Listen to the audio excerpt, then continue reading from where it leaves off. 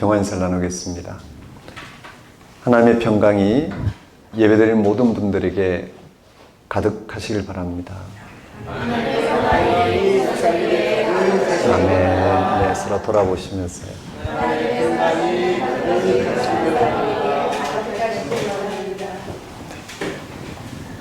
오늘은 오순절 성령 강림절 후 세 번째 주일입니다. 예수님은 하나님 나라가 세상의 생명의 능력이란 사실에 일치하여 사람들에게 선포했습니다.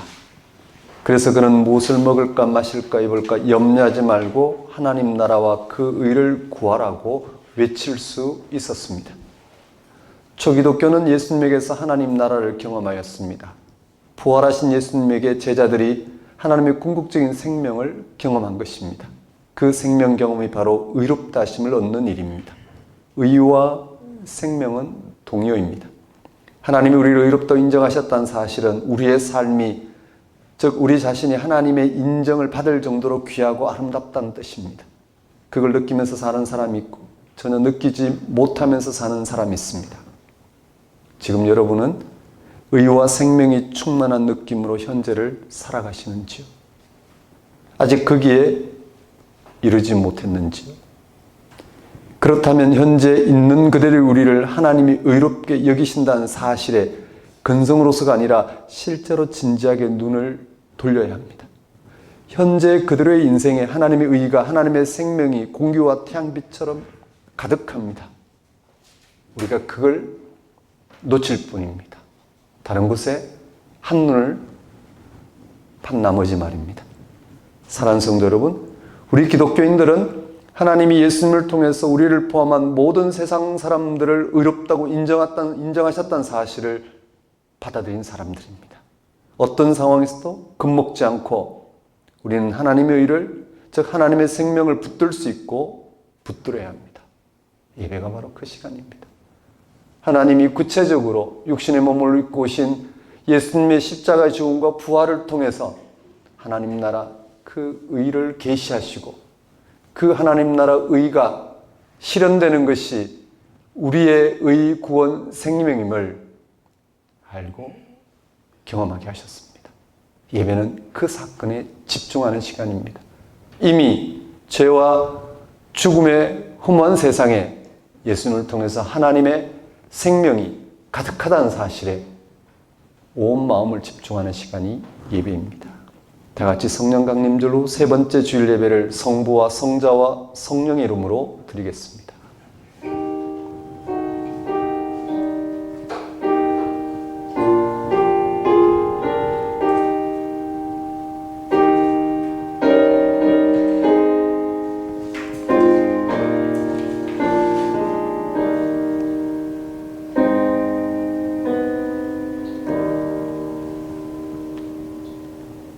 그러나 무엇이든지 내게 유익하던 것을 내가 그리스도를 위하여 다 해로 여길 뿐더러 또한 모든 것을 해로 여김은 내 주 그리스도 예수를 아는 지식이 가장 고상하기 때문이라.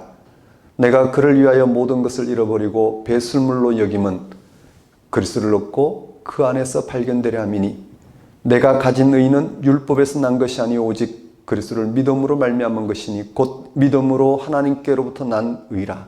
내가 그리스도와 그 부활의 권능과 그 고난의 참여함을 알고자 하여 그의 죽으심을 본받아 어떻게 해서든지 죽은 자 가운데서 부활에 이르려 하노니 내가 이미 얻었다 함도 아니요 온전히 이루었다 함도 아니라 오직 내가 그리스도 예수께 잡힌 바 된 그것을 잡으려고 달려가노라.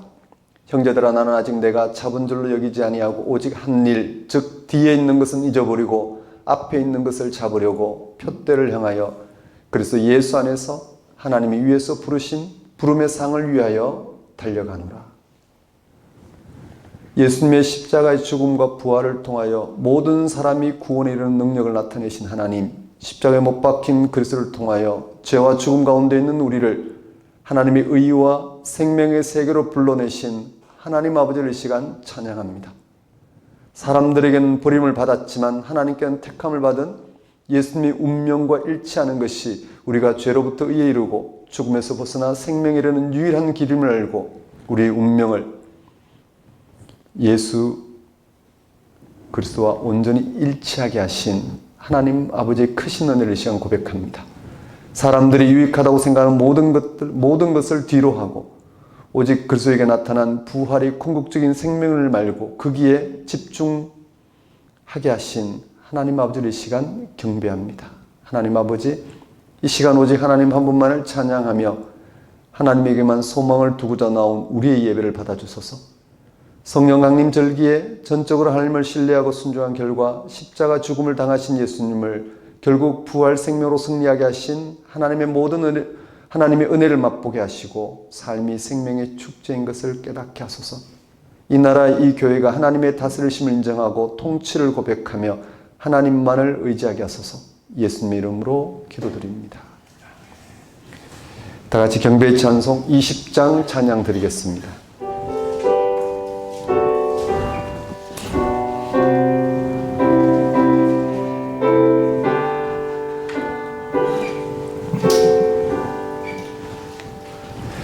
큰 영광 중에 계신 주 나 찬송합니다.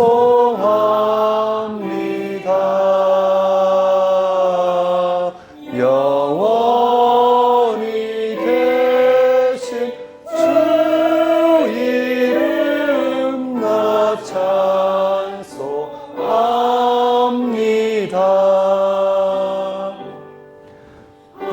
한없이 크신 능력을 나 찬송합니다.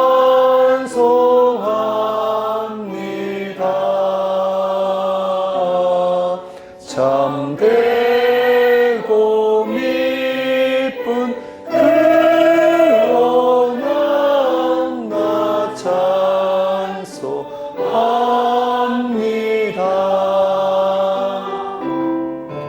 온 천지 창조하시던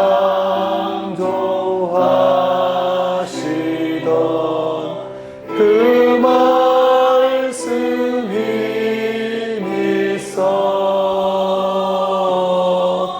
영원히 변치 않는 줄라 믿사옵니다.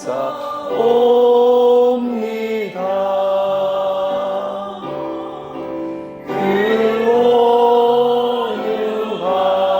온유하신 주 음성 날 불러주시고 그 품에 품어 주시니 나 찬송합니다.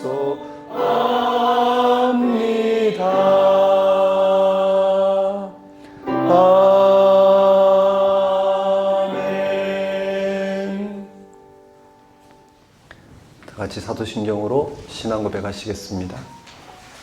나는 전능하신 아버지 하나님 천지의 창조주를 믿습니다. 나는 그의 유일하신 아들 우리 주 예수 그리스도를 믿습니다. 그는 성령으로 잉태되어 동정녀 마리아에게 승하시고 본디오 빌라도에게 고난을 받아 십자가에 못 박혀 죽으시고 장사된 지 사흘 만에 죽은 자 가운데서 다시 살아나셨으며 하늘에 오르시어 전능하신 아버지 하나님 우편에 앉아 계시다가 거기로부터 살아있는 자와 죽은 자를 심판하러 오십니다. 나는 성령을 믿으며 거룩한 공교회와 성도의 교제와 죄를 용서받는 것과 몸의 부활과 영생을 믿습니다. 아멘. 이 시간은 참회의 시간입니다.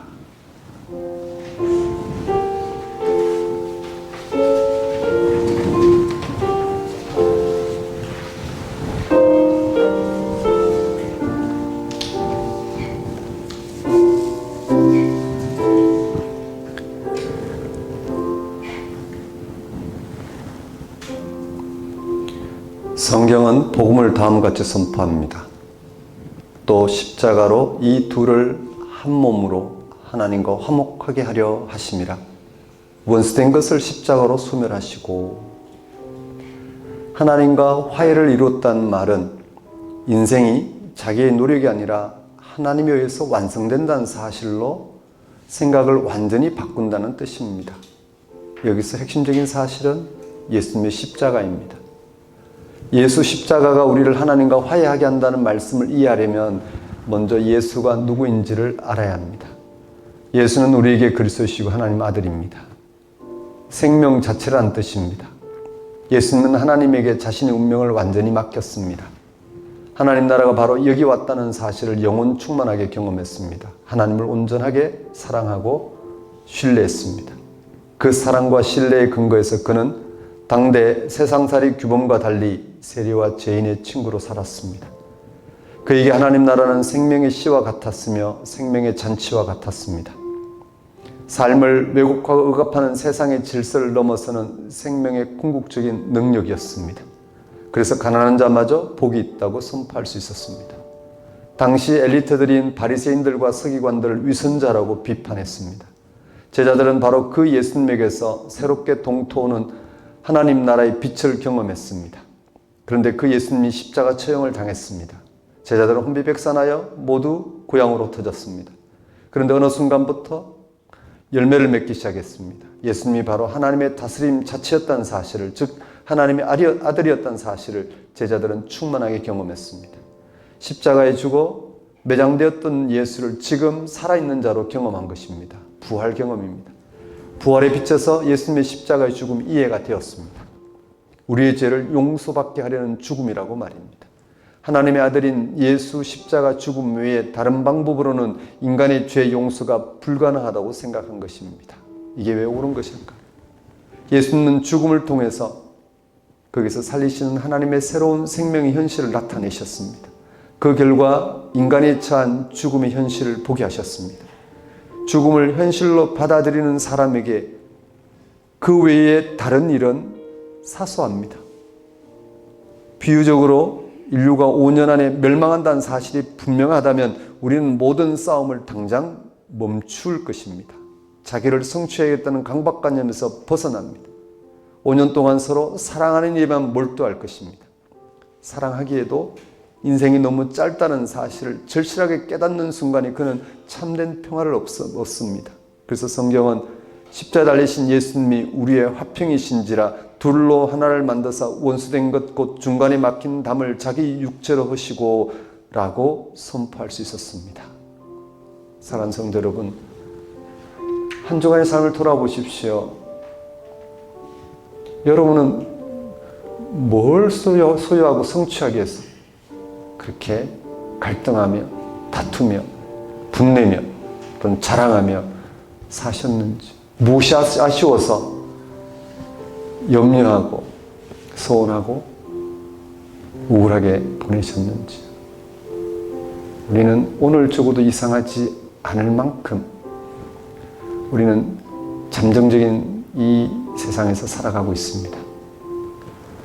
하나님은 예수 안에서 우리를 죽음에서 건지신 분임을 나타내시고 그것을 신뢰한 이들에게 하나님과의 관계 안에서 하나님의 생명을 덧입도록 하셨습니다.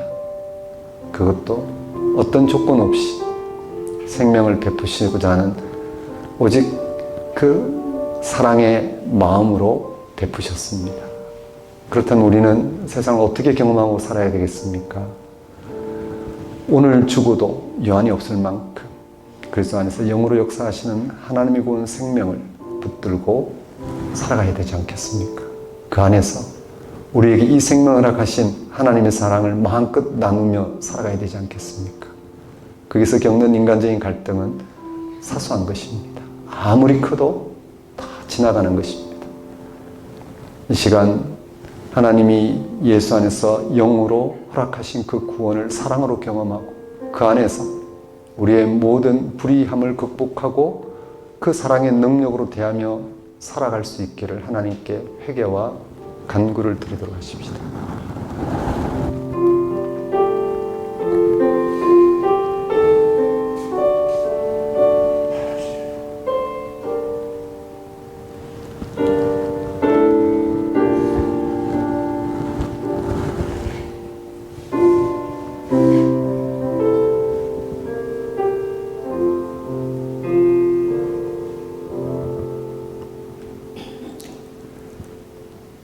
하나님 아버지, 우리에게 선물로 주신 이 인생을 왜 이렇게 소진하고 있는지요. 그것도 다투며, 싸우며, 갈등하며, 경쟁하며, 자랑하며, 열등해하며 왜 우리의 삶을 훼손하고 있는지요. 우리에게는 조금도 삶의 능력이 없다는 반증이 아니겠습니까? 하나님이 그리스도 안에서 영으로 행하시는 그 놀라운 생명 사건을 알아보고 그게 일치하여 현재 선물로 주신 우리의 삶이 하나님의 생명으로 충만한 인생이 될 수 있도록, 그런 인생이 그 생명의 능력으로 세상을 대하며 살아갈 수 있도록 인도하여 주옵소서. 더 이상 다투고 싸우고 갈등하는 그런 우리의 잠정적인 삶에 붙들리지 않고 그걸 극복할 만큼 예수 안에서 영으로 행하시는 하나님의 구원의 능력을 붙들고 그게 집중하며 그것을 드러내는 기쁨으로 살아갈 수 있도록 인도하여 주옵소서. 예수님 이름으로 기도드립니다. 다 같이 영광성 6장 찬양 드리겠습니다.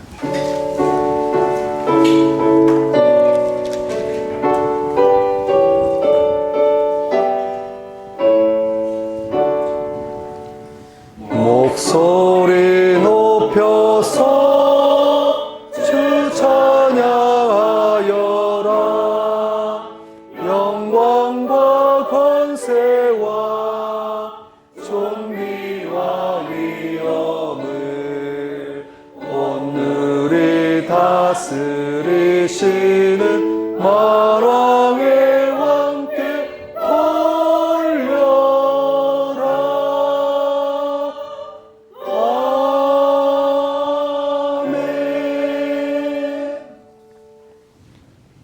이 시간은 봉헌 시간입니다. 봉헌 찬송 68장 찬양 드리면서 준비한 예물 하나님께 봉헌하도록 하겠습니다.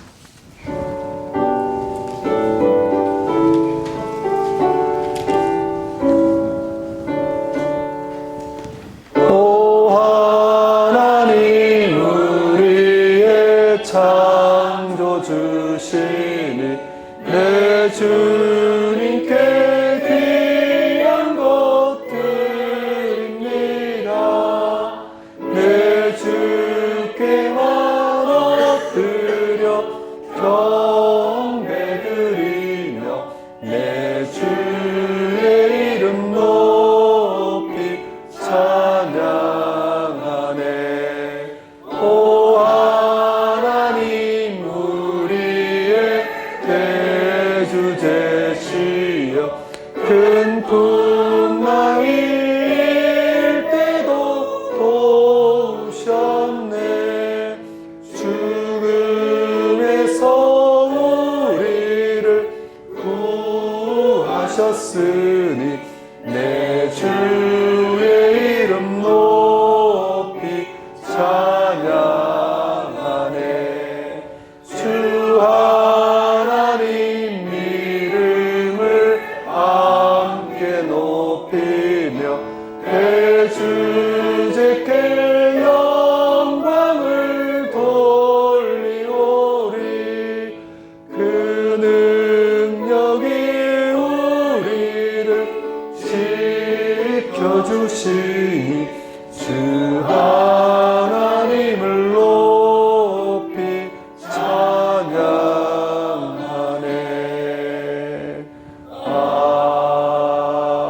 아멘. 진리와 생명의 주님, 주님은 십자가에 달리시기까지 순종하심으로 죄 가운데 있는 만 백성을 죄사함의 길로 이끄셨으며 죽은 자 가운데 다시 살아나심으로 죄로 말미암아 죽음에 처해진 우리를 죽음이 극복된 생명에 이르게 하셨습니다. 주님의 부활을 기억하며 찬양하는 우리에게 하나님의 창조와 창조의 유지와 완성을 온전히 믿게 하시고 우리를 죄와 죽음에서 부활 생명으로 일으켜 주시고 일상의 생명의 기쁨과 환희를 누리게 하십니다. 언제나 우리로 믿음의 눈을 활짝 뜨게 하셔서 예수님의 구속 행위 안에서 그를 바라볼 수 있게 하시며 최후에 주어질 부활의 승리를 희망하게 하십니다. 이제 우리가 티끌처럼 흔적도 없이 사라지며 풀과 꽃처럼 순식간에 먼지로 변하는 우리의 운명을 예수님을 통한 하나님 구원 통치에 전적으로 맡기고 하나님께서 선물로 주신 자유와 해방, 구원과 생명을 현실로 담아내고 이를 위하여 서로 함께 하게 하시니 우리가 어찌 하나님의 크신 은혜를 찬양하지 않을 수 있겠습니까? 이러한 하나님의 다스림 가운데 살아가게 하신 하나님의 은혜를 이 시간 고백합니다. 우리의 모든 필요를 채우신 하나님께 감사와 영광을 돌리는 것은 우리의 마땅히 행할 바이며 또한 지극한 기쁨을 알고 하나님 앞에 들고 나온 우리의 예물과 헌신을 받아주소서. 우리로 생명의 주 앞에, 그 신비 앞에, 그 약속과 미래 앞에 순종하는 삶을 살게 하소서. 예수님 이름으로 기도드립니다. 교회 소식을 전하는 시간입니다. 작은 교회 여러분 안녕하십니까? 현재 우리는 작은 교회로 살아가고 있습니다. 작은 교회는 성경이 전하는 하나님 말씀에 일치해서 그 하나님을 신앙하고자 하는 신앙인들을 가리킵니다. 우리의 신앙은 삼위일체로 존재하시고 활동하시는 하나님의 구원 역사로 말미암아 삼위일체로 활동하시고 존재하시고 활동하시는 하나님의 구원의 역사로 말미암아 가능한 것이 우리의 신앙입니다. 성경은 예수님에게 발생했고 사도들이 경험했고 그들의 증언을 통해서 우리도 경험하게 되는 영으로서 예수 안에서 우리를 구원하시는 그런 하나님의 구원의 역사가 그 구원의 역사를 성경은 우리에게 전하고 있고 우리가 그것을 지금 경험하고 있는 중입니다. 이렇게 우리의 신앙은 성경이 증언하고 있는 예수에게 발생했고 증언하고 있는 사도들이 경험하였고 그 증언을 통해서 우리도 경험할 수 있는 그 한 가지 사실 크기에 근거해서 이루어지고 있는 게 우리의 신앙입니다. 그렇다면 우리는 성경이 전하고 있는 하나님을 바르게 알아보고 그 하나님이 함께 하시는 현실을 우리는 확보하고 거기에 근거해서 우리의 삶이 어떤 방식으로 새롭게 되는지 달라지는지 그것을 우리가 경험하면서 그런 우리가 온전해지도록 소망하는 방식으로 살아가는 것 이게 우리의 신앙 여정이라 할 수 있겠습니다. 그게는 많은 도전들이 있죠. 이런저런 경건한 행위나 아니면 세상의 기대들 또는 이런저런 신앙을 주장하는 이들의 갈등들 그 속에서 우리의 삶과 신앙이 훼손됨으로써 왜곡되는 이런 많은 어려움들이 있습니다. 그런 걸 극복하기 위해서는 성경이 전하고 있는 하나님을 바르게 알아보고 그 하나님께 일치할 때 우리는 우리가 가야 될 길을 다른 방식이 아닌 하나님이 우리에게 드러내신 방식대로 즉 사랑의 방식대로 우리는 하나님을 경험하고 세상을 대하며 그렇게 살아갈 수 있게 되지 않을까 생각됩니다. 그렇게 함께 참된 신앙인으로 살아가는 작은 교회의 신앙 여정이 됐으면 좋겠습니다. 작은 교회 예배 안내입니다. 주부를 참고해 주시고요. 6월 5주간 예배 안내인데 다음 주 6월 셋째 주는 그 작은 교회와 함께한 다음 세대 캠프가 있습니다. 1박 2일 캠프가 있습니다. 그 캠프 장소가 홍천군에 있는 더 파크 12라는 곳입니다. 거기서 1박 2일 토요일 주일이죠. 캠프를 하고 주일은 거기서 예배를 드리도록 하겠습니다. 참석 못하시는 분들은 온라인으로 정시에 9시죠. 9시 예배 드리시면 될 것 같습니다. 그 다음 주는 도남동에서 예배를 드립니다. 2024년 작은 교회 함께하는 다음 세대 신앙탐구 시즌 4 1박 2일 캠프 안내 주보 참고하시면 될 것 같고요. 다음 주입니다. 15일, 16일 1박 2일 캠프가 있습니다.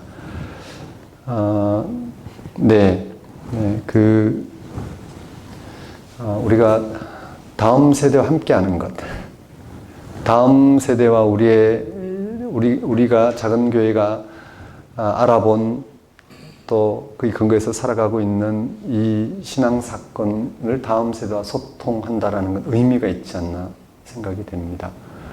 하나님을 무엇으로 전할 수 있을까요? 우리의 삶의 근거가 되는 그런 사건을 통해서 우리가 함께 소통하면서 전하는 것, 그게 최선이지 않을까 생각이 됩니다. 거기에 이번에도 각 가정의 자녀분들을 초청해서 1박 2일 동안 사도신경 해설, 그래서 우리 매주 신앙 탐구했던 내용들을 이제 아이들이 자신들의 신앙으로 받아들일 수 있도록 그렇게 함께 나누는, 소통하는 그런 시간들입니다. 응원해 주시고 또 가능하신 분들은 참석하셔도 좋고, 네, 그리고 또 가능하신 분들은 후원도 좀 부탁드리겠습니다. 헌금에 대한 문의는 주부를 참고하시면 될 것 같습니다. 오늘 우리에게 주신 하나님의 말씀 보겠습니다.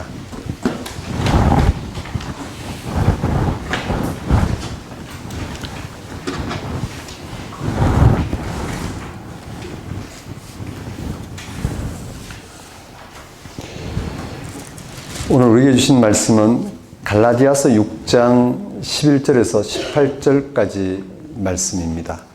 제가 받들어 봉독하겠습니다. 내 손으로 너희에게 이렇게 큰 글자로 쓴 것을 보라.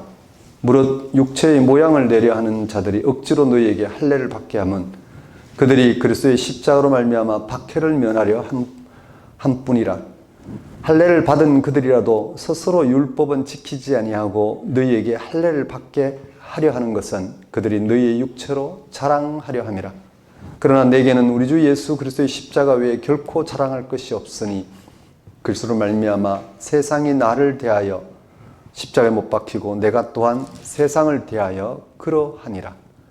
할례나 무할례가 아무것도 아니로되 오직 새로 지으심을 받는 것만이 중요하니라. 무릇 이 규례를 행하는 자에게와 하나님의 이스라엘에게 평강과 긍휼이 있을지어다. 이후로는 누구든지 나를 괴롭게 하지 말라. 내가 내 몸에 예수의 흔적을 지니고 있노라. 형제들아, 우리 주 예수 그리스도의 은혜가 너희 심령에 있을지어다. 아멘. 하나님 아버지, 이 시간 선포되는 말씀을 통하여 삼위일체로 존재하시고 활동하시는 하나님의 구원의 신비에 더욱 깊이 참여할 수 있도록 인도하여 주옵소서. 예수님 이름으로 기도드립니다. 오늘 설교 본문은 갈라디아서 6장 11절에서 18절까지 말씀이고, 제목은 새로운 존재로 살아가는 것입니다.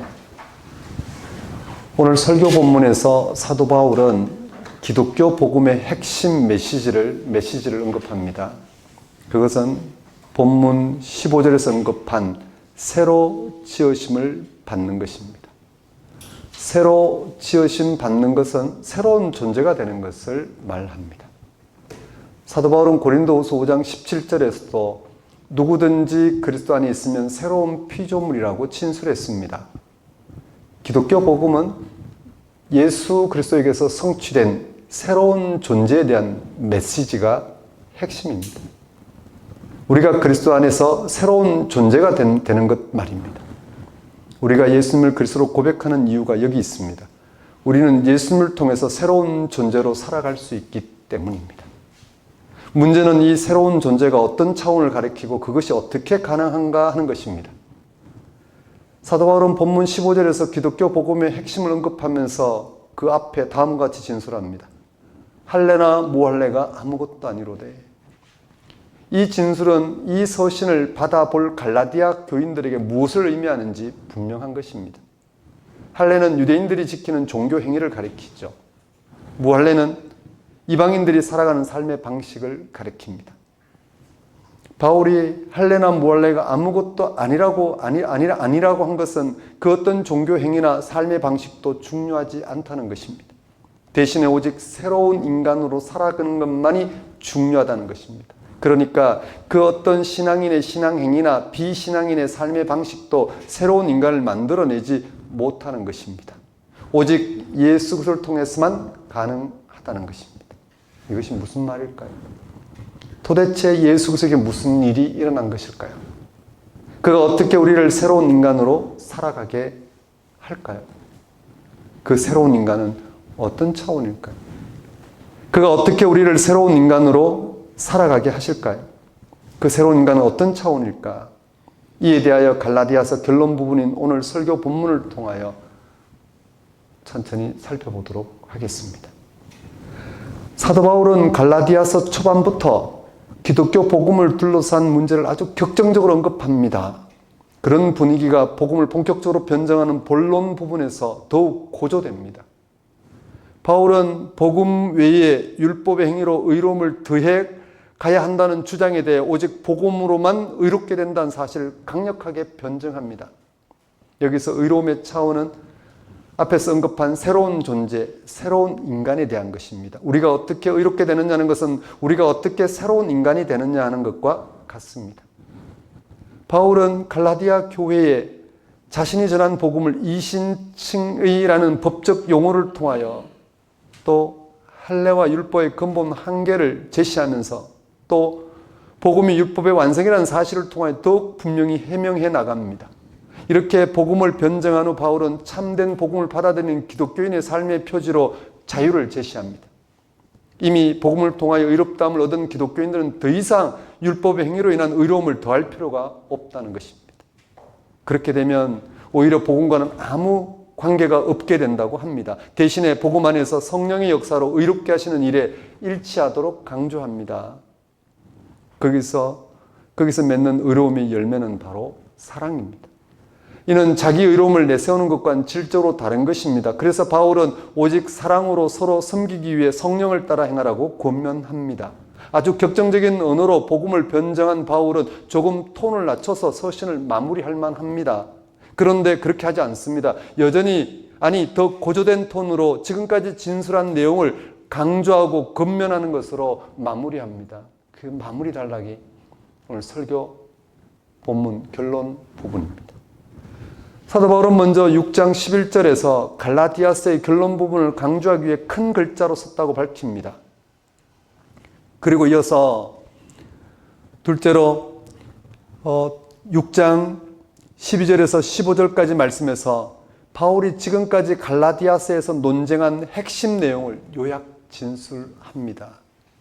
갈라디아 교회가 휘말려 있는 문제의 본질이 무엇이며 그 해결책이 무엇인지를 밝히는 것입니다. 그는 6장 12절 13절에서 적대자들이 주장하고 있는 다른 복음의 내용을 밝히면서 그것을 주장한 비열한 동기를 폭로합니다. 본론보다 한층 더 고조된 톤으로 또 고조된 묘사로 그렇게 표현합니다. 폭로합니다. 이어서 그는 6장 14절 15절에서 그가 변증한 복음의 내용과 그 복음에 합당한 바울의 태도를 전합니다. 그리고 셋째로 6장 16절 17절에서 바울은 6장 16절 17절에서 바울은 갈라디아 교인들을 향하여 마지막 호소를 합니다. 마지막 호소를 합니다. 바울이 전한 그 복음을 받아들일 수 있도록. 이어서 바울은 6장 18절에서 갈라디아 교회에 아주 의미 있는 기도로 마지막 인사를 전합니다. 바울이 격정적인 언어로 갈라디아서를 기록한 이유가 있습니다. 갈라디아서가 기록된 시기는 예수님의 십자가의 처형과 부활 승천이 일어난 뒤 대략 20여 년이 지난 기원 후 50년에서 55년경이었습니다. 그때는 지금으로부터 2000년 전이죠. 그 당시 기독교가 어떤 형편이었을지 한번 생각해 보십시오. 기독교는 아직 유대교에서 독립한 상태가 아니었습니다. 기독교와 유대교의 관계가 별로 명확하지 않았습니다. 기독교 안에서 기독교인이라 하더라도 유대교의 전통인 율법과 할례를 받아들여야 한다고 주장하는 사람들도 있었고 그것을 반대하는 사람들이 있었습니다. 유대교의 율법과 전통도 받아들여야 한다고 주장하는 이들은 주로 유대교 바리새파 출신 기독교인으로 예루살렘 교회 소속이었습니다. 그들은 예루살렘과 유대 지역의 기독교에 큰 영향을 미치고 있었습니다. 이들과 달리 그것을 철저히 반대한, 율법과 할례를 철저히 반대한 이들 중에 대표자는 바울입니다.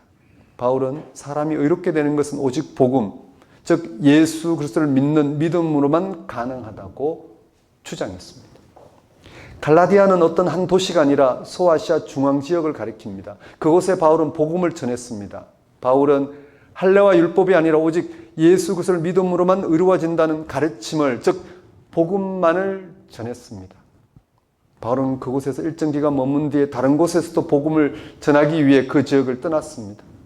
얼마 뒤 할례와 율법을 강조하는 예루살렘 교회에 속한 사람들이 갈라디아 지역의 교회에 나타나서 바울의 가르침이 잘못되었다고 주장하기 시작했습니다. 물론 갈라디아 교인들은 처음에는 율법주의자들의 주장을 받아들이지 않았겠지만 시간이 지나면서 귀를 기울이기 시작했습니다. 그들 중에 할례를 받고 율법을 지키는 사람들이 늘어났습니다. 그 소식을 들은 바울의 기분이 어땠을지는 불을 보듯 뻔합니다. 오늘의 상황과 비교하면 어떤 사람이 교회를 개척한 뒤 사정이 있어 떠났는데 그 교회가 이단에 빠졌다는 소식을 전해 들은 경우가 비슷합니다. 어떤 사람이 말씀 공부로 정말 복음이 무엇인지를 심도 있게 전했는데 그게 귀를 기울이지 않고 다른 가르침에 떨어진 것과 같습니다. 갈라디아 기독교인들이 유대 기독교인들의 주장에 넘어간 이유가 무엇일까요? 그들이 무식하기 때문이 아닙니다. 그들은 나름으로 교양 있는 사람들이었을 것입니다. 그들이 예수 그리스도에 대한 믿음이 없었기 때문도 아닙니다. 그들은 예수를 잘 믿었을 것입니다. 예루살렘의 유대 기독교인들도 할례와 율법을 주장한 이들도 예수를 믿는 건 똑같았습니다. 갈라디아 기독교인들에게 벌어진 문제의 발단은 여전히 인간적이고 세속적인 문제에 계속 휘둘린다는 것입니다. 갈라디아 교회는 바울이 전한 참 복음으로 살려고 노력했지만 그들이 기대하는 이상적인 삶의 모습 대신에 삶의 무게 앞에 보이는 연약한 모습에 서로 실망하고 갈등한 상황이 계속되었습니다. 복음을 받아들이고 살아가면 보다 나은 삶이 펼쳐져야 하는데 괜찮은 모습, 인간적으로 세속적인 문제에 의연하게 대처할 수 있는 그런 괜찮은 모습이 펼쳐져야 하는데 그렇지 않은 모습에 당황스러웠습니다. 그래서 그들은 자신들이 받아들인 복음의 본질에 대한 신뢰마저 점점 흔들리고 말았습니다. 바울이 가르친 복음이 뭔가 잘못된 거 아닌가 하고 다른 데 기웃거리기 시작했습니다. 그런 상황에서 그들은 유대 기독교인들의 주장에 솔깃하게 된 것입니다. 유대 기독교인들의 주장은 대략 이렇습니다. 예수를 믿는 것만으로 우리가 구원받는 게 아니다. 봐라, 우리의 문제가 해결되지 않고 계속 죄 가운데서 살고 있지 않느냐. 그러니 우리는 할례를 받고 율법을 지켜야 한다. 우리가 열심히 노력해서 경건한 삶을 살아야 한다. 그래야지 죄에 휘둘리지 않고 죽음의 방식으로 살아가지 않게 된다. 그들 중에 갈라디아 교인들 중에 율법을 지키고 유대교의 전통을 따르는 사람들이 늘어났습니다. 그 소식을 들은 바울의 기분이 어땠을지는 불을 보듯 뻔합니다. 갈라디아 신자들이 율법주의자들의 주장에 설득당했다는 건 어쩔 수 없었던 것 같습니다. 우선 자신들에게 복음을 가르치는 바울은 그곳에 없었습니다. 더구나 바울이 전한 복음을 받아들이고 살아가지만 해결되지 않는 인간적인 세속적인 문제 앞에서 뾰족한 해결책도 보이지 않았습니다. 이런 순간에 할례와 율법이 바로 기독교인이 처한 문제를 해결해 준다는 말을 들으니 솔깃할 수밖에 없지 않았을까요? 이런 상황은 오늘도 비슷합니다. 오늘날도 비슷합니다.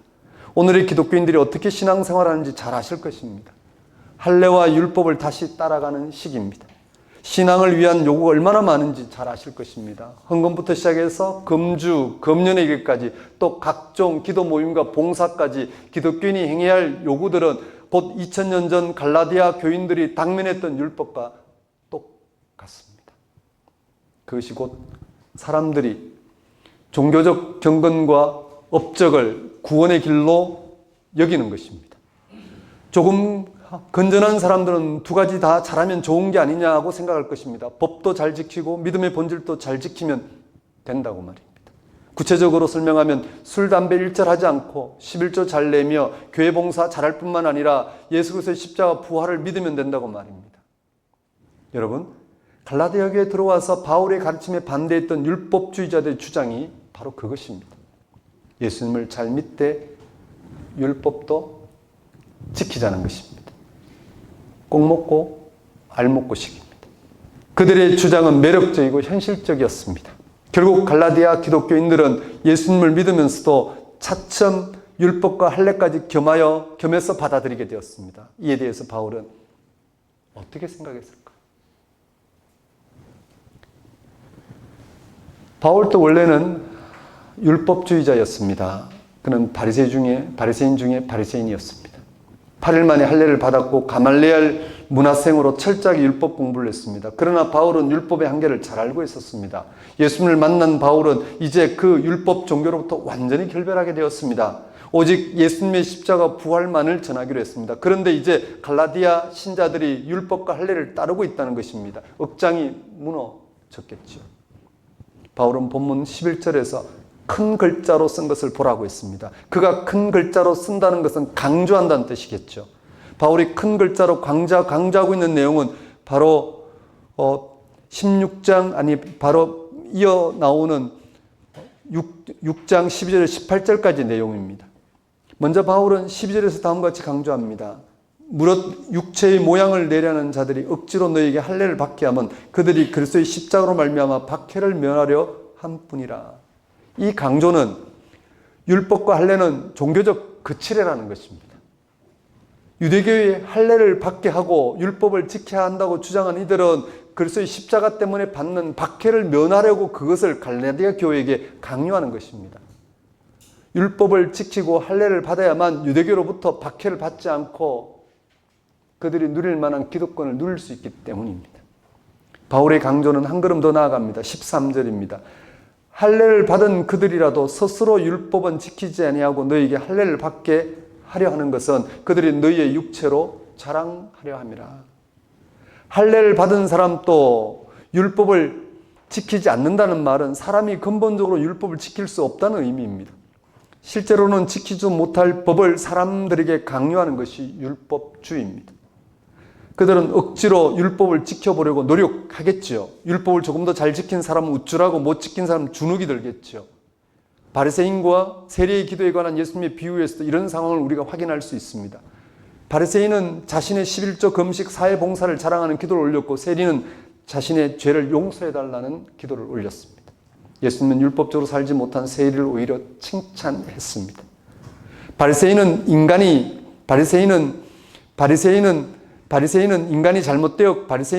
잘못되었고 세리는 괜찮은 사람이라는 뜻이 아닙니다. 율법 중심의 삶이 만들어내는 파괴적인 현상을 지적하는 것뿐입니다. 요즘 또 새벽기도에 빠지지 않고 잘 나오는 사람과 가끔 주일도 빠지는 사람이 교회에서 어떤 대접을 받는지 한번 생각해 보십시오. 내신과 수능으로 학생들을 평가하는 것도 역시 율법 중심의 질서입니다. 이런 질서에는 경쟁이 최고의 가치가 됩니다. 이런 세상이야 그렇게 돌아갈 수밖에 없다 하더라도 하나님의 생명 사건에 집중해야 될 교회마저 이런 식으로 돌아간다면 결코 구원 공동체라 할 수 없을 것입니다.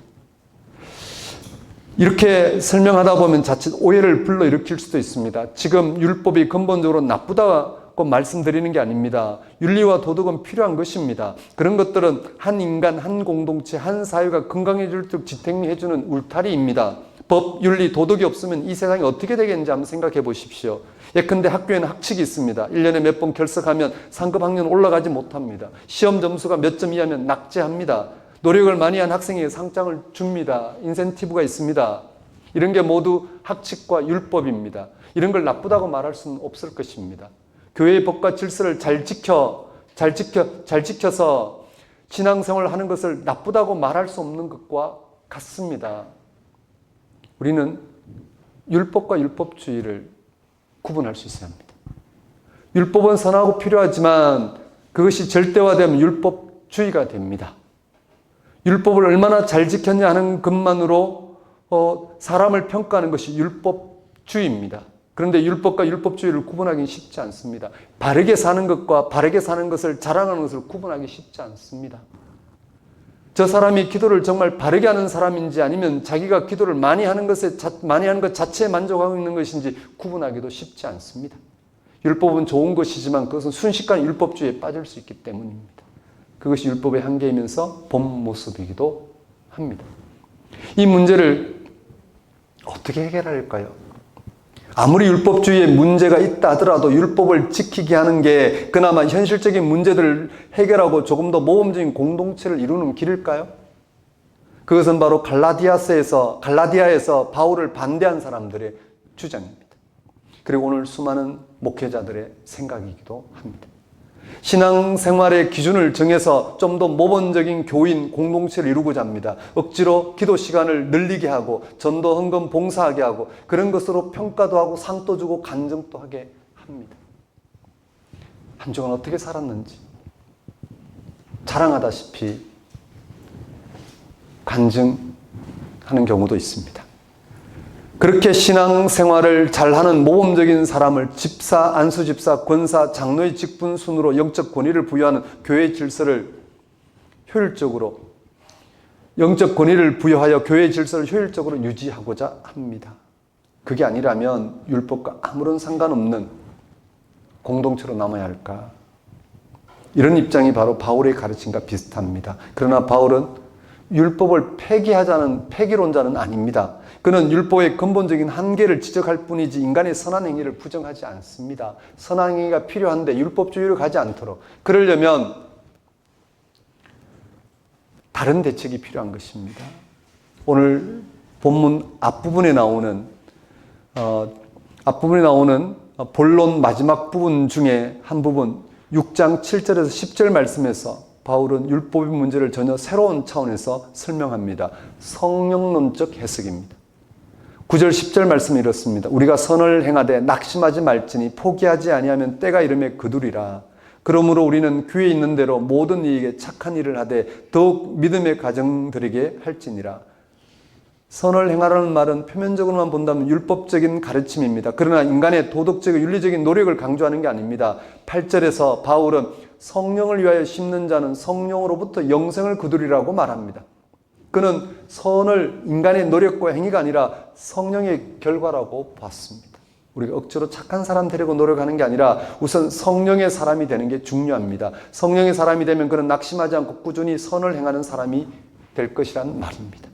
율법주의에 의한 선과 성령에 의한 선이 어떻게 다를까? 여기에 복음을 받아들인 두 신앙이 있다고 합시다. 한 사람은 다른 사람보다 더 경건하고 모범적으로 인정받기 열심히 신앙생활을 합니다. 또 다른 한 사람은 그가 받아들인 복음 그 자체가 좋아서 거기에 온통 집중합니다. 복음 자체가 좋아서 거기에 몰두하는 사람이 곧 성령의 사람입니다. 그는 다른 은사나 능력에는 관심이 없습니다. 오직 죄사함과 죽음이 극복되는 생명을 얻게 하는 성령의 역사에 관심을 둡니다. 그런 사람은 다른 사람을 의식하지 않고 잘난 척하지도 않습니다. 자기 만족에 빠지지도 않습니다. 사람이 생산해내지 못하는 성령만이 이 사람의 삶을 끌어갑니다. 우리의 신앙이 그래야 되겠죠. 내가 의도적으로 무언가를 이루는 게 아니라 성령의 인도하심에 온전히 자신을 맡기면서 모두가 함께 새롭게 되는 것을 선으로 받아들이고 살아가는 것 말입니다. 이게 어떻게 가능할까요? 어떻게 우리는 성령에 의존하는 삶을 그래서 거기로부터 참된 선한 삶이 펼쳐지는 그런 삶이 가능할까라는 것입니다. 바울은 그 길을 14절 전반절에서 다음과 같이 전합니다. 14절입니다. 내게는 우리 주 예수 그리스도의 십자가 외에 결코 자랑할 것이 없으니. 앞에서 언급한 율법주의의 특징은 자랑입니다. 자기 행위로 이루어진 선은 자랑입니다. 그것은 자기 자랑입니다. 자기의 기도, 자기의 전도, 자기의 신앙, 자기의 비전이 자랑거리입니다. 그것을 신학적 용어로 자기의라고 합니다. 겉으로는 아주 순수하고 이타적이고 열정적으로 보여도 그 내부에는 자기가 가득합니다. 이와 달리 바울은 예수 그리스도 십자가 외에는 아무것도 자랑할 것이 없다고 합니다. 그가 이룬 것이 왜 없겠습니까? 그러나 그는 이미 그것을 배설물로 여겼습니다. 하나님의 의, 즉 하나의 예만이 있습니다. 그것은 예수 그리스도의 십자가입니다. 그것만이 자랑입니다. 그 외의 모든 것은 자랑거리가 아닙니다. 왜냐하면 바울은 예수 그리스도의 십자가를 통해서 전혀 새로운 삶의 세계를 발견했기 때문입니다. 예수 그리스도의 십자가의 죽음을 한번 생각해 보십시오. 예수님은 하나님의 아들입니다. 그는 하늘의 영광을 버리고 이 땅에 오신 거룩한 존재입니다. 그는 십자가 처형을 당했습니다. 그를 십자가에 처형한 이들은 율법을 절대화하는 유대교의 종교 지도자들과 로마법을 절대화하는 로마 정치 권력자들입니다. 종교와 정치를 대표하는 법이 하나님의 아들을 십자가에 처형시켰습니다. 종교법과 정치법이 악을 막지 못했다는 증거입니다. 무슨 말일까요? 예수님의 십자가 처형은 율법의 무효 선언입니다. 즉 율법이 더 이상 인간을 구원하지 못한다는 사실에 대한 하나님의 선고입니다. 예수 그리스도의 십자가 외에 결코 자랑할 것이 없다는 바울의 표현은 이제 더 이상 율법을 추구하는 삶을 살지 않겠다는 결단입니다. 그것이 아무리 좀 인간을 선하게 만든다 하더라도 그것은 결국은 참된 선을 배척하게 만드는 악으로 돌변하기 때문에 그렇습니다. 예수의 십자가 처형 이후로 더 이상 율법은 의로움에 이르는 길이 될 수 없다는 사실을 깨달은 사람의 당연한 선택입니다. 바울의 뒤이은 진술을 보십시오. 14절 후반절입니다. 그러므로 그리스도로 말미암아 세상이 나를 대하여 십자가에 못 박히고 내가 또한 세상을 대하여 그러하니라. 세상이 나를 대하여 십자가에 못 박히고 내가 세상을 대하여 못 박혔다 밝힙니다. 예수님의 십자가로 바울은 세상과 인연을 끊었다는 말씀입니다. 무슨 말인가요? 세상이 어떻게 되든 나만 구원받으면 된다는 뜻이 아닙니다. 지금 바울은 율법주의와 투쟁하는 중입니다. 예수님을 믿는 신앙 공동체가 좀 더 의로운 공동체가 되기 위해 율법이 필요하다고 주장한 율법주의와 투쟁 중입니다. 그리스도의 십자가가 바로 구원의 길이라는 사실을 믿을 수 있다면 당연히 율법을 통한 구원과는 단절할 수밖에 없습니다. 바울은 자기의 영적 실존을 그리스도와 함께 십자가에 못 박힌 것으로 보았습니다. 십자가와 자기가 하나가 되었다는 뜻입니다. 그는 더 이상 세상의 요구에 귀를 기울이지 않아도 됐습니다. 그는 세상으로부터 완전히 자유로운 사람이 되었습니다. 바울은 예수 그리스도의 십자가를 통해서 세상을 완전히 새롭게 볼 수 있었습니다. 세상의 요구로부터 해방된 것입니다. 육체의 모양이며 자랑인 율법과 할례로부터 자유로워졌습니다. 이제 할례는 받아도 그만, 받지 않아도 그만입니다. 할례파들에게는 절대적이었던 세상에서 박제받지 않고 누릴 만한 기독권을 누리고 살기 위해서는 어쩔 수 없이 선택해야 했던 것들이 바울에게는 아무것도 아닌 것이 되었습니다. 더 이상 세상이 바울에게 줄 수 있는 것도 없고 바울이 세상의 요구에 기댈 만한 것도 없습니다. 도대체 바울은 예수 그리스도의 십자가 사건에서 무엇을 경험하였기에 이렇게 단호할까요? 도대체 바울은 예수의 십자가 사건에서 무엇을 확인했기에 이렇게 단호할까? 결국 갈라디아서에서 치열하게 전개된 율법과 할례에 대한 신앙 논쟁은 예수님의 십자가의 문제로 돌아갑니다. 이것은 단순한 신앙 논쟁이 아닙니다. 신자들의 구체적인 삶에 연관되어 있습니다. 십자가 신앙이 무엇인지 단도직입적으로 말씀드리겠습니다. 우리는 무슨 방법으로도 무슨 방식으로도 그 어떤 노력으로도 의를 이룰 수가 없습니다. 의를 이루지 못하면 구원도 없습니다. 생명 완성도 없습니다. 의를 어떻게 이룬가 하는 문제가 바로 갈라디아서와 로마서의 핵심 주제입니다. 의는 오직 하나님과 올바른 관계와 거기로부터만 가능한 일입니다. 그럴 수밖에 없습니다. 하나님은 창조주이시고 인간은 피조물입니다. 인간의 행위와 업적으로는 하나님과 올바른 관계를 맺을 수가 없습니다. 오직 인간이 하나님을 바르게 알아보고 그를 신뢰하는 것만으로 가능합니다. 그래서 이 의를 인간의 행위와 업적을 내세우는 인간의 의와 구별하여 하나님의 의라고 합니다. 그렇습니다. 하나님의 의는 창조주 하나님과 피조물인 인간의 올바른 관계를 말합니다. 하나님과 인간의 연합입니다. 일치입니다. 또 하나님의 의는 하나님과 인간의 올바른 관계, 연합, 일치를 통하여 하나님이 인간을 향해 이루시고자 하는 일을 말합니다. 그 일은 하나님의 의롭다 하신 일이고 구원의 일이고 생명의 일입니다. 그런 하나님의 의가 구체적으로 드러난 사건이 예수님의 십자가입니다. 예수님은 하나님과 올바른 관계를 맺은 연합한 일치한 온전한 인간을 실현한 분이십니다. 예수님은 우리와 같은 인간의 몸으로 생명이 거느신 하나님과 올바른 관계 안에서 사셨습니다. 오직 하나님과 일치하는 삶을 사셨습니다. 그는 자신이 일치한 하나님의 다스림을 선포하는 사역에 전적으로 순종하셨습니다. 그 결과는 비참했죠. 십자가 죽음이었습니다. 예수님은 인간의 비참한 죽음에도 불구하고 거기서 건지시는 하나님을 참으로 신뢰했습니다. 그 신뢰로 예수님은 마지막 순간까지 하나님과 일치를 이루셨습니다. 그런 예수님은 죽음에 머물지 않고 그것을 뛰어넘는 영원한 생명을 취하셨습니다. 예수님은 하나님과 올바른 관계, 연합, 일치를 통하여 모든 인간이 죽음이 극복된 영원한 생명에 참여할 수 있는 토대를 놓으신 것입니다. 예수님은 자기 죽음을 통하여 죽음에서 건지신 하나님과 연결될 수 있게 하셨습니다. 그 결과 우리는 예수님에게서 죽음을 극복하는 새로운 인간이 될 수 있게 되었습니다. 예수님이 십자가의 죽음을 통해서 우리는 하나님을 신뢰함으로 하나님이 약속하신 그 구원에 참여할 수 있게 되었다는 사실을 알아보게 되었고, 그 결과 우리는 하나님이 우리에게 약속하신 그 구원은 죽음을 뛰어넘는 생명을 뿐만 아니라 거기에 이르게 하실 전적인 능력은 오직 하나님께 속해 있다는 사실을 알아보고, 그것을 우리에게 선물로 주셨다는 사실에 우리는 일치하여 거기에 이룰 수 있게 되었습니다. 바울은 15절에서 다음과 같이 진술합니다.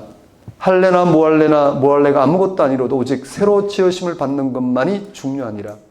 우리가 기독교인으로 살아간다는 것은 예수 그리스도의 십자가 사건에서 예수 그리스도의 십자가 사건에 성취된 새로운 인간이 되는 것을 강조한 것입니다. 그 길은 오직 예수 그리스도의 십자가에 나타난 하나님의 의의 사건을 알아보고 순종함으로 가능한 것입니다. 그것이 의롭다고 인정받는 일이고 구원의 일이고 생명의 일입니다. 다른 어떤 종교적 행위나 업적으로도 불가능합니다. 오직 예수님의 십자가 사건에 나타난 하나님의 의의 사건으로만 가능합니다. 하나님과 우리의 질적인 차이. 그래서 우리에게 약속하신 구원은 그 약속하신 하나님의 전적인 의로우심, 그것을 이루고자 하는 하나님의 의로우심에 달려있다는 사실, 그것을 알아보고 신뢰함으로써 우리는 그 하나님의 의롭다 하신 사건, 즉 죽음이 극복되는 생명에 실제로 참여할 수 있는, 그래서 거기에 참여하는 방식으로 살아가는 새로운 인간이, 새로운 존재가 될 수 있다는 사실을 가리킵니다. 바울은 갈라디아 교회를 향하여 복음에 대하여 다 해명하고는 마지막 호소를 합니다. 본문 16절 17절입니다. 무릇 이 규례를 행하는 자와 하나님의 이스라엘에게 평강과 긍휼이 있을지어다. 이후로는 누구든지 나를 괴롭게 하지 말라. 내가 내 몸에 예수의 흔적을 지니고 있노라. 여기서 바울이 언급한 이 규례를 행하는 자는 바로 앞에 나오는 구절인 14절 15절 말씀을 따르는 자들을 가리킵니다.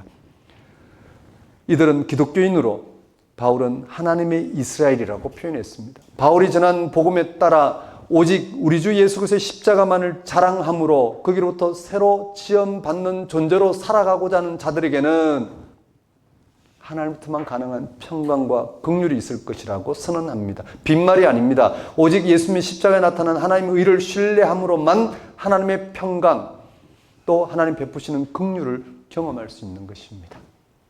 이어서 바울은 자신의 모든 진술이 옳다는 증거로 자기 몸에 지닌 예수의 흔적을 제시합니다. 예수의 흔적은 바울이 예수 그리스도의 십자가만을 자랑하는 복음을 전한 사역 때문에 받은 박해의 흔적을 가리킵니다. 그게 구체적으로 몸에 난 상처일 수도 있겠고, 아니면 유대교로부터 배척받아 그가 당한 모든 일을 가리키기도 합니다. 그리고 마지막 인사를 기도로 마무리합니다. 그 기도 내용은 바울이 전한 복음을 받아들이고 살아갈 때만이 예수님의 십자가 죽음을 헛되게 하지 않을 뿐만 아니라 하나님의 은혜를 패하지 않는 길임을 분명히 밝힙니다. 다시 말씀드립니다. 바울이 전한 복음을 받아들이고 살아갈 때만이 예수님의 십자가의 죽음을 헛되게 하지 않을 뿐만 아니라 하나님의 은혜를 패하지 않는 길이라는 사실입니다. 18절입니다. 형제들아, 우리 주 예수 그리스도의 은혜가 너희 심령에 있을지어다.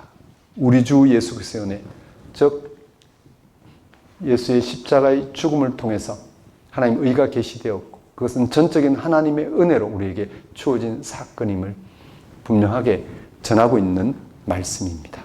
사랑하는 성도 여러분, 그리스도의 십자가 사건 안으로 깊이 들어가는 것이 우리 신앙의 핵심입니다. 왜냐하면 거기서 하나님의 의를 알아보고 신뢰함으로 새로 지음을 받는 존재로 살아갈 수 있기 때문입니다. 예수 그리스도의 십자가에 나타난 하나님의 의를 더 깊이 생각해 보십시오. 그 의가 우리를 어떻게 새롭게 하는지를 경험해 보십시오. 그때 여러분은 세상을 전혀 새로운 시각으로 보게 될 것입니다. 할례와 무할례가 아무것도 아니라는 사실.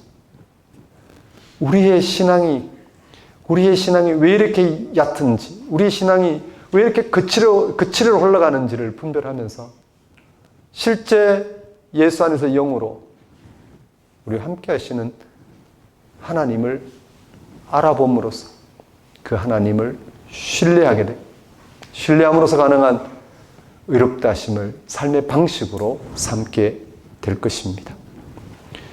할례와 무할례가 아무것도 아니라는 사실을 깨닫게 될 것입니다. 그리고 죄와 죽음의 운명에서 벗어난 새로운 존재로 살아가게 하신 하나님의 은혜를 마음껏 누리며 찬양할 것입니다.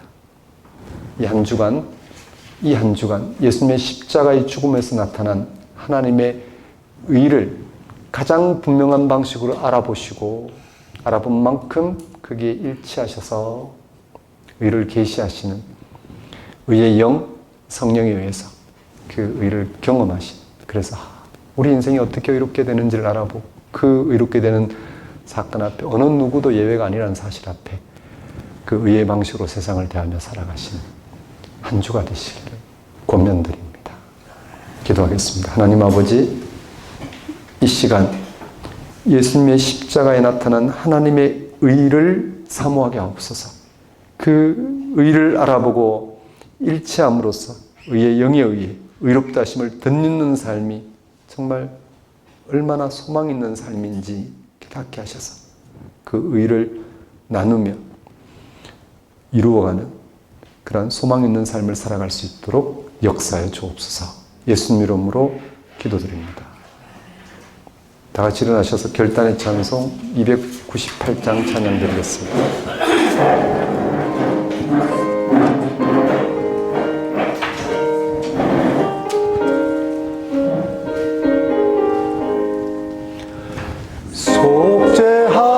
속죄하신 그새 주를 내가 찬송하리라. 내게 자유 주시려고 주가 고난 당했네.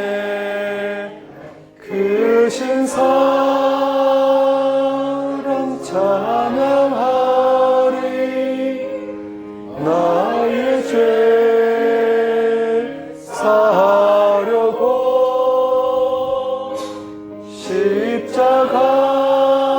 십자가에 죽임 당한 나의 주 찬양하리. 내가 구원받은 증거 기뻐 전파리라. 내게 모두 담당하시 주의 사랑 크셔라. 크신 사랑 찬양하리. 나의 죄 사려고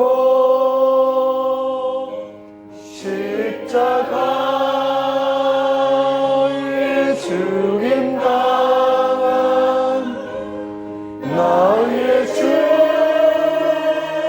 찬양하리. 승리하신 구세주를 내가 찬송하리라. 주와 죽은 지옥 능력 권세 주가 모두 이겼네. 그 신사랑 찬양하리. 나의 죄 사려고 십자가에 죽임 당한 나의 죄 찬양하리. 고마우신 구세주를 내가 찬송하리라.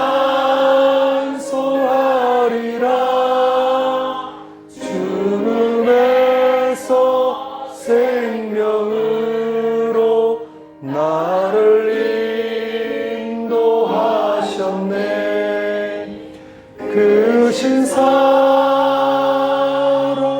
찬양하리. 나의 죄 사려고 십자가에 죽임 당한 나의 죄 찬양하리.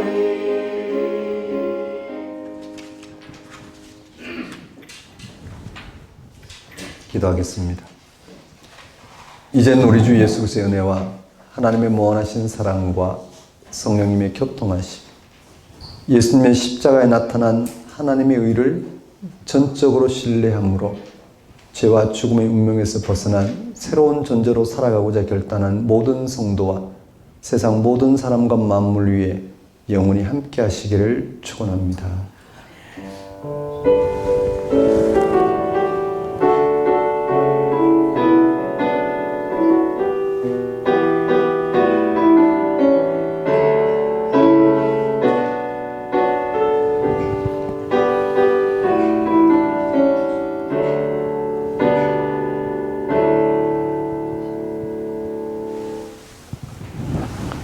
예배를 마치겠습니다.